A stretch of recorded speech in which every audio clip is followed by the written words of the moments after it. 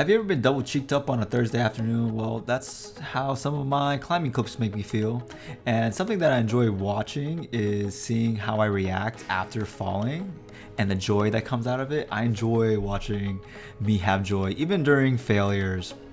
And here's a warm-up climb that I did at the beginning, which is a V3, and it is a pretty soft V3. There was a lot of controversy when I first posted this as a short, and people were very opinionated on this. And my argument for why it was graded as such is because there's more side pulls and underclings, and you have to really rely on your feet to get there.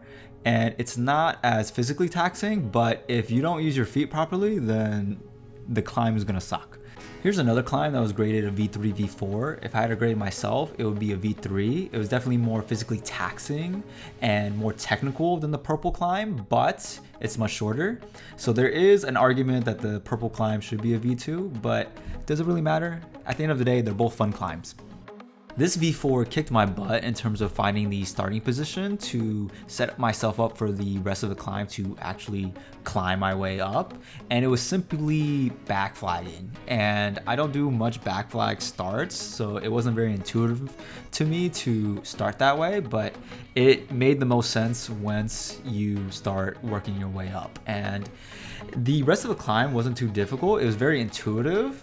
It did technically take some strength, but at the end of the day, if I can figure out the move, I could probably do it for this grade level. And it was very fun to figure out the beginning. This V3, V4 boulder wasn't physically taxing at all, but what I did struggle with was reading the route, because once a route is beyond the colored holds, I struggle with figuring out what to do for the beta because there's more possibilities.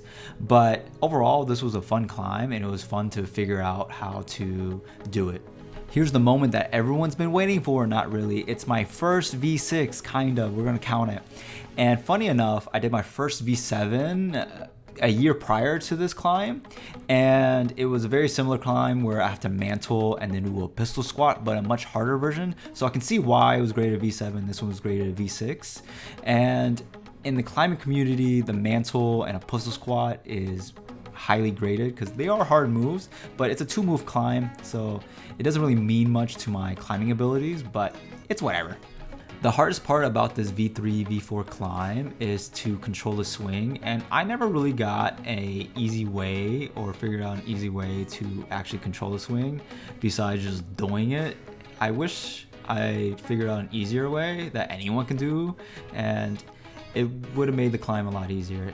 After that, it was pretty easy, just a jug ladder and you're all the way to the top.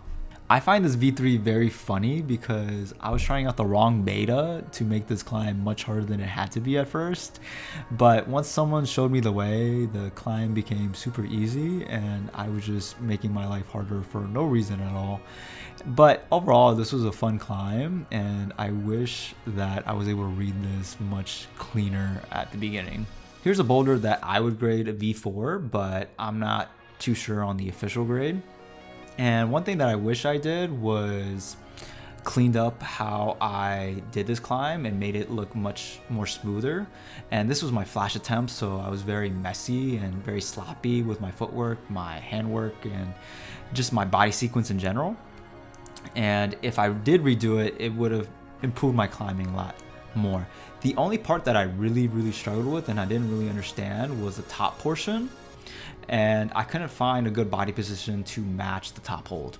This boulder was a funny one. I remember this one directly because I was trying to apply kilterboard rules to it on accident where one hand touches each hold and I couldn't match, and I totally forgot that those rules don't apply here, and the easiest way to get to the next hold is to match, and I finally figured out right here to do it. And overall, it was still a fun climb. It was a cool keel hook at the end, even though I think it pops off. But ascend is ascend. I tried to help this guy send the boulder he was going for, and he was a super nice guy. I got to meet him and his brother, and they were just super nice people. The only problem was that was the only interaction that I had with him, and I wish I got to see him more often after that because it'd been cool to climb with him, but that's just how life goes sometimes. And this was my best attempt at this boulder at the time, this V4. because I tried to start it at first and I couldn't even start it because the slopers are disgusting and I hate crimps and I didn't even want to touch this boulder at first. But this was a very fun climb to figure out and show off in front of new people, even though I wasn't able to send it during this session, but it is what it is. It was funny how he was trying to give me some props even though I failed and I almost missed his fist bump. One thing I like about this boulder is me attempting it at all, because it's something that I would usually avoid because it has the slopers, it has the crimps, but yet I am still able to get pretty far at it, and I'm really proud of myself to even attempt it and keep trying even though I hate this style of climbing. And I did something different this go around, which is lean my body more to the right to feel more comfortable going upward, and I think that different body position helped me tremendously to actually send the boulder. This boulder tricked me. I thought I was gonna breeze through it. I thought I read the beta so perfectly, but yet I was struggling at the middle, the beginning, the end, everywhere. And it really surprised me. I don't know what grade it was, but if I had to grade it myself, it'd be a V4. I never actually got to send it, unfortunately. So if anyone has any beta to figure out this last move for me, please let me know. I would greatly appreciate it. My guess would be heel hooking or toe hooking the rightmost hold on the second volume, but that's my guess. Oh, I think it's a good point to bring up that if I look awkward on film, it's because I am awkward. I get really nervous recording myself in public, talking to inanimate objects in public, and just people watching me set up and click the record button and get booty shots of me climbing up the wall. I get really awkward with all that type of stuff. And then when people ask me like what am I filming for, I get awkward with that too. Like I get really shy in terms of like showing people my social media and things like that. I don't know what it is exactly. It just gets intensified when I have to talk about it. Probably because it's not like super amazing at this point. Like I'm not that big on YouTube, I'm not that big on social media in general, and it's just a little, I guess I feel a little embarrassed, man. But if you enjoy the content, please like, comment, and subscribe. Here is a sad moment. So what happened is I tried to start this boulder on the arete and I couldn't even really start it that well. I looked really bad at climbing. Some guy was staring at me. He probably didn't really care.